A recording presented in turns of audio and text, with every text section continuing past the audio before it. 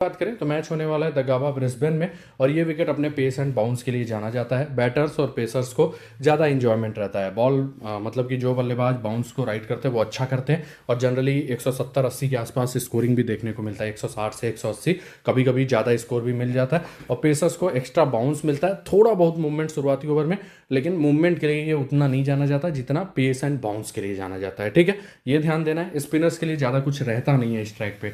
Last के 5 big bash matches देखें तो मोस्टली हाई स्कोरिंग ही दिखाई देगा। पिछले मैच में भी स्ट्राइकर ने 174 किया था और हीट 175 बना के जीत गया। पेस को 9, स्पिन को 3। उसके पीछे देखिए पेस को 11, स्पिन को 3, हीट ने 191 किया था, स्कॉचर्स 168। तो यहाँ पे ये दिखाता है ना कि रन बनते हैं जनरली और वो भी 170-80 के आसपास बनते हैं। ठीक है, और पेसर्स ज़्यादा डोमिनेट करते हैं, ये भी ध्यान देना है। आगे बढ़ते हैं। लास्ट के 4 T20 आई देखना चाहें तो वो भी स्क्रीन पे है। स्पिनर्स को बहुत ज़्यादा विकेट यहाँ पे मिलता नहीं है। हेड टू हेड रिकॉर्ड की बात करें, हीट ने 7 जीते हैं, सिक्सर्स ने 14 जीते हुए हैं, लेकिन थोड़ा सा फेवरेट हीट ज़्यादा दिखाई दे रही है। रीजन सिक्सर्स थोड़ा इंजरीज से स्ट्रगल कर रही है, प्लस एबर्ट भी नहीं है, लेकिन सिक्सर्स के प्लेयर्स में जज्बा ऐसा है ना कि वो फिर भी जीत जाते हैं, लेकिन थोड़ा सा ऑन द पेपर हीट ज़्यादा फेवरेट है। ठीक है, बात कर लेते हैं ब्रिस्बेन हीट टीम के प्रीव्यू की।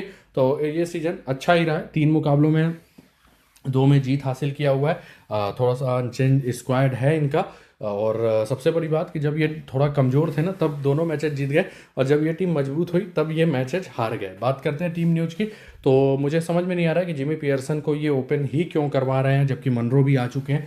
तो ज़्यादा चांसेस जिमी पियर्सन शायद अब नीचे जाएं, क्योंकि जिमी पियर्सन इनको वो शुरुआत नहीं दिला सकते जो आजकल पावर प्ले में रिक्वायर्ड होती है। तो ज़्यादा चांसेस है जिमी पियर्सन नीचे रहेंगे। तो मैंने अभी वो मानकर ही बैटिंग ऑर्डर दिया है, क्योंकि फिर इनके रेंसॉ की भी अच्छी बल्लेबाजी आ जाएगी। पियर्सन नंबर 5 पे ज़्यादा अच्छे ऑप्शन होते हैं। अगर विकेट जल्दी गिरा तो पियर्सन को नंबर 5 पे भेज दो, नहीं तो नंबर 6 पे भेज दो।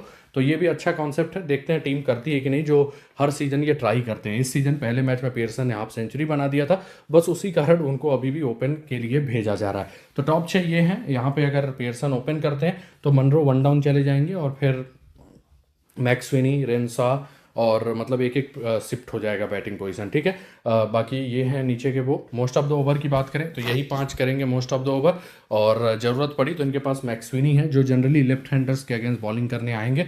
लेकिन सामने वाली टीम में ना लेफ्ट हैंडेड बल्लेबाज अगर आप देखेंगे ऐसे तो ना के बराबर हैं, मतलब टॉप ऑर्डर में या मिडिल ऑर्डर के मेन देखें ना तो ना के बराबर हैं। तो मुझे नहीं लगता ये ज़्यादा एक्स्ट्रा बॉलिंग ऑप्शंस का उपयोग करने वाले हैं। मतलब यही 5 मोस्ट ऑफ द ओवर करते हुए दिखाई देंगे। डेथ की बात करें तो बाटलेट कंफर्म है, दूसरा वाल्टर भी हो सकते हैं, स्पेंसर जॉनसन भी हो सकते हैं। पिछले मैच में स्पेंसर जॉनसन और बाटलेट ने किया था। शुरुआती ओवर बाटलेट और स्पेंसर जॉनसन को करना चाहिए। ठीक है, टीम कंपोजिशन स्क्रीन पे चलते हैं। प्लेयर वाइज एनालिसिस में सबसे पहले आते हैं कोलिन मनरो, जो कि ऐसे ट्रैक्स पे ना जनरली अच्छा करते हैं, लेकिन इस सीजन 2 के दोनों मैचों में कुछ खास नहीं कर पाए, लेकिन हिटर अच्छे हैं और आप इनको बैक कर सकते हैं। ये एक ट्रम्प कार्ड ऑप्शन होंगे। इनका सिलेक्शन बड़ा कम है, लेकिन ये ऐसे ट्रैक पे अच्छा स्कोर करते हैं और रह रह के बड़ी पारियां इनके बल्ले से आती हैं। बस एक ही दिक्कत है ना कि क्वालिटी क्रिकेट आजकल थोड़ा कम खेल रहे हैं, तो इसीलिए कंसिस्टेंसी इशू हो सकता है।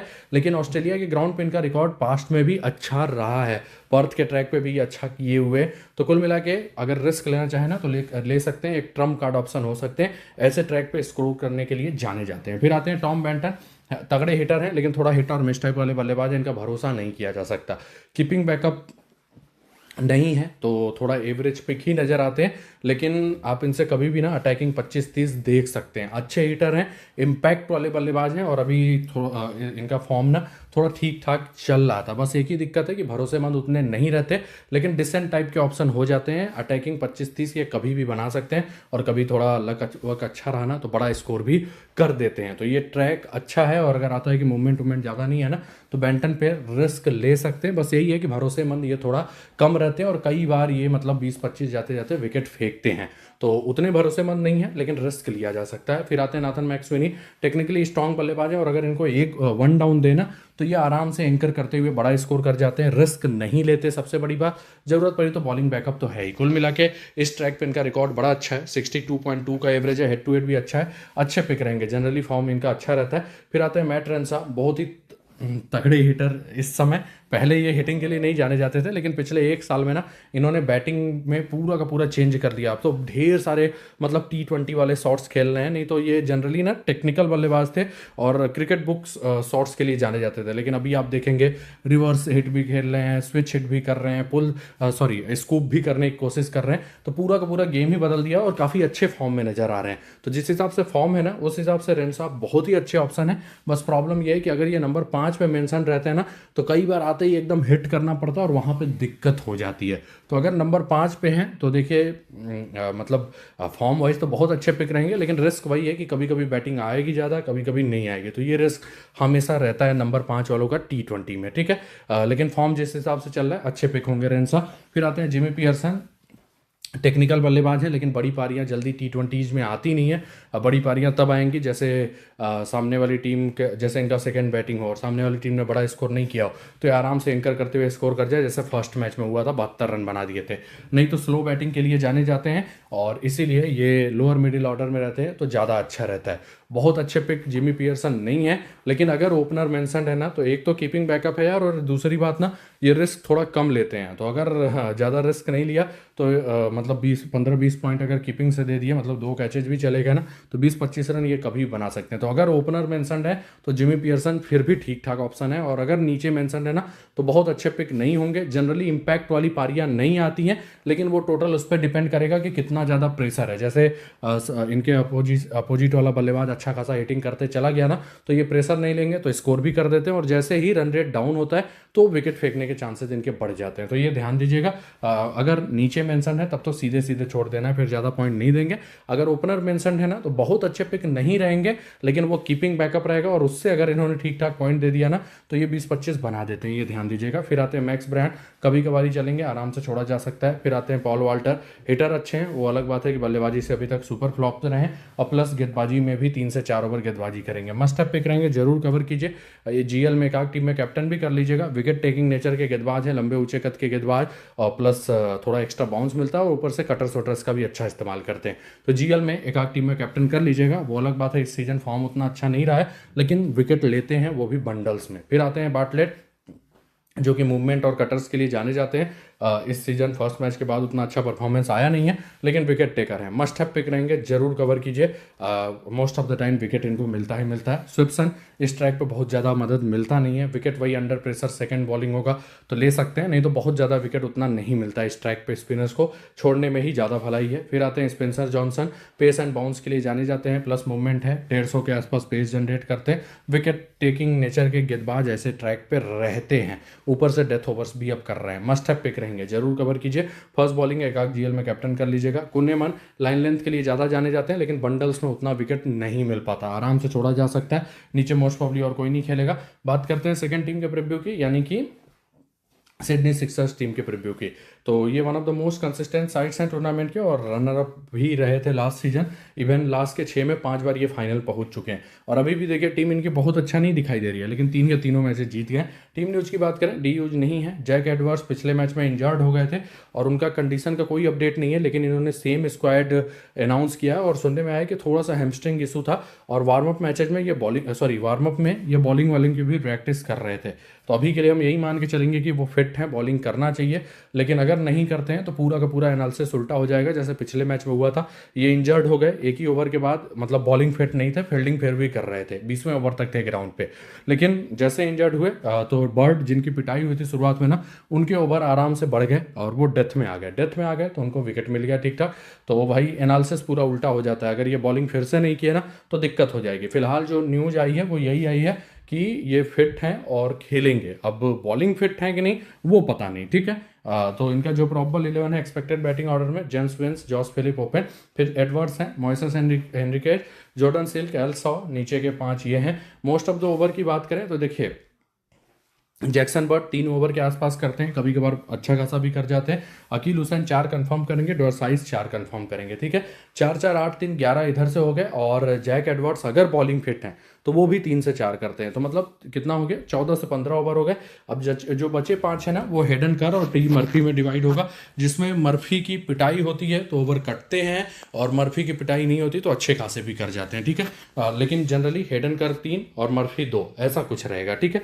मर्फी मनरो को कर सकते हैं, रेनसॉ को कर सकते हैं, ये ध्यान दीजिएगा। शुरुआती ओवर की बात करें तो जैक्सन बर्ड कंफर्म है, दूसरा अकील हुसैन भी हो सकते हैं, ड्वारसाइस भी हो सकते हैं, तो ये ध्यान देना है। डेथ की बात करें अगर हम लॉजिकली देखें तो ड्वारसाइस, हेडन कर और जैक एडवर्ड्स, इन 3 में से कोई 2 करेगा, ठीक है। लेकिन पिछले मैच में जैक्सन बर्ड 19वां लेके आ गए थे क्योंकि जैक एडवर्ड्स इंजर्ड हो गए थे। तो अब देखना है कि जैक एडवर्ड्स बॉलिंग करेंगे कि नहीं, उसका कोई अभी गारंटी नहीं है। टीम कंपोजिशन स्क्रीन पे है। चलते हैं प्लेयर वाइज एनालिसिस में। सबसे पहले आते हैं जेम्स विंस। टेक्निकली स्ट्रांग बल्लेबाज हैं, बहुत ही अच्छे बल्लेबाज हैं, कंसिस्टेंट रहते हैं, मस्ट हैव पिक रहेंगे, जरूर कवर कीजिए। इवन आप चाहें तो कैप्टनसी ऑप्शन में रख सकते हैं, जीएल में जरूर कैप्टन बना लीजिएगा। पिछले मैच में भी सेंचुरी लगाया था।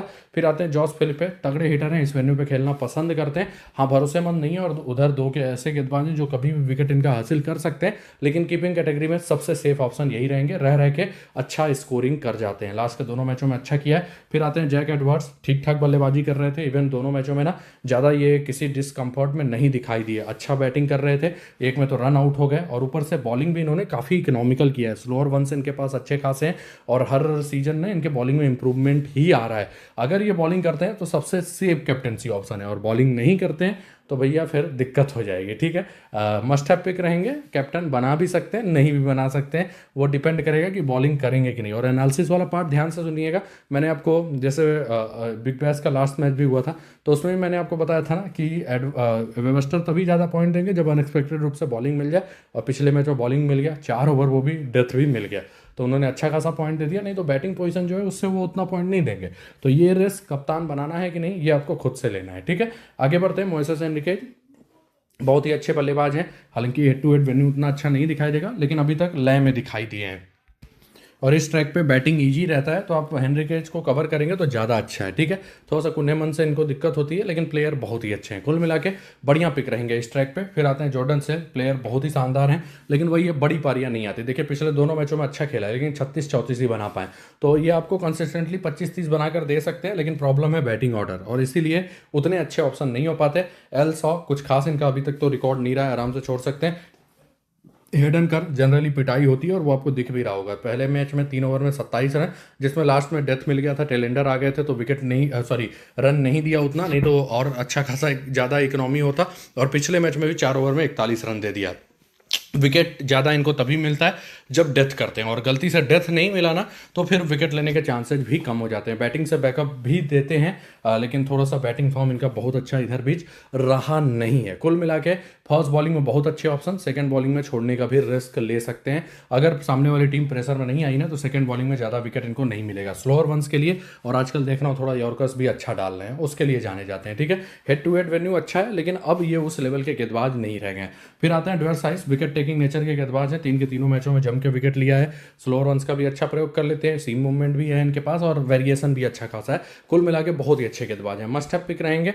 और इवन आप चाहें ना, अगर इनकी फर्स्ट बॉलिंग आती है तो कैप्टनसी ऑप्शन में रख सकते हैं, बल्ले से भी हिटिंग कर लेते हैं, और विकेट टेकिंग नेचर के गेंदबाज हैं। फिर आते हैं अकील हुसैन, लाइन लेंथ के लिए जाने जाते हैं, प्लस ऑस्ट्रेलिया में इनके सीम अप डिलीवरीज भी काफ़ी कारगर होती हैं, बाउंस का भी अच्छा खासा इस्तेमाल कर लेते हैं। अकील हुसैन जनरली 1 से 2 wicket most of the time ऑस्ट्रेलियाई कंडीशन में लेके जाते हैं, खासकर इस लेवल पे, क्योंकि सारे बल्लेबाज उतने लाइन मतलब कि उतने अच्छा लाइन लेंथ को नहीं खेलते हैं जो लगातार कंसिस्टेंटली स्टंप को टारगेट करे ना, वैसे गेंदबाजों के अगेंस्ट दिक्कत होती है ऑस्ट्रेलिया में जो डोमेस्टिक प्लेयर हैं, तो इनको विकेट मिलने के चांसेस रहेंगे। और खासकर शुरुआत के जो बल्लेबाज हैं, बेंटन कई बार ओवर रेटिंग में विकेट फेंकते हैं, पियर्सन भी अगर स्ट्राइक रेट इशू हुआ तो विकेट दे सकते हैं, तो अकील के विकेट लेने के चांसेस रहेंगे, आराम से अच्छे पिक होंगे। जैक्सन बर्ड मूवमेंट के लिए जाने जाते हैं, लेकिन सबसे बड़ी प्रॉब्लम ये है ना कि इनको विकेट उतना नहीं मिलता, ये विकेट टेकर नहीं है। जनरली 1 विकेट, बहुत अच्छा बॉलिंग किया तो 2 विकेट। पिछले मैच में डेथ मिल गया था और वहाँ पे आके 3 विकेट ले लिया, नहीं तो फिर से पिछले मैच में भी 1 ही विकेट मिलने वाला था। इकोनॉमी देखिए, पिछले मैच में भी पिटाई हुआ था, तो अगर डेथ नहीं मिला तो उतना ज़्यादा पॉइंट ये नहीं दे पाते हैं, अगर डेथ मिल गया तब तो भाई ठीक ठाक पॉइंट दे सकते हैं। हाँ, एक बात ध्यान दीजिएगा, अगर पियर्सन और बेंटन ही ओपन कर रहे हैं ना और इनकी फर्स्ट बॉलिंग है तो उस केस में क्या होगा कि शुरुआत में थोड़ा मूवमेंट मिलता है, और मूवमेंट मिलता है तो ये खतरनाक हो जाते हैं, और बेंटन पियर्सन दोनों ही बहुत T20 में कंसिस्टेंसी के लिए नहीं जाने जाते। तो शुरुआत में एक आध विकेट तो ये आराम से निकाल सकते हैं। तो बहुत अच्छे ऑप्शन नहीं होते हैं, लेकिन जिनको सेफ्टी के 25-25 पॉइंट चाहिए ना, एक आध विकेट इनको मोस्ट ऑफ द टाइम मिलता है, और कभी कभी 2 विकेट के आसपास। अब गलती से फिर से डेथ कर जाए, जैक एडवर्ड्स बॉलिंग फिट ही ना हो, तो वो अलग केस हो जाता है, क्योंकि जैक एडवर्ड्स बॉलिंग फिट नहीं रहेंगे तो ये डेथ आएंगे तो विकेट मिल सकता है, ये ध्यान दीजिएगा। तो उतने अच्छे पिक नहीं होंगे, लेकिन जिनको लगता है डेथ में आ सकते हैं वो कवर कर सकते हैं। टी मर्फी कभी कभार ही ज़्यादा विकेट मिलता है, इवन बॉलिंग ही कभी कभार ज़्यादा इनको मिलता है। बहुत अच्छे पिक नहीं रहेंगे, आराम से छोड़ सकते हैं, नीचे मोस्ट प्रॉब्ली और कोई नहीं खेलेगा। बात कर लेते हैं मैचअप्स की, तो सबसे पहले पियर्सन आते हैं। हेडन का डॉर्साइस और बर्ड, इनके अगेंस्ट रिकॉर्ड इनका खराब है, खासकर बर्ड से थोड़ा ज़्यादा परेशानी हो सकती है इनको।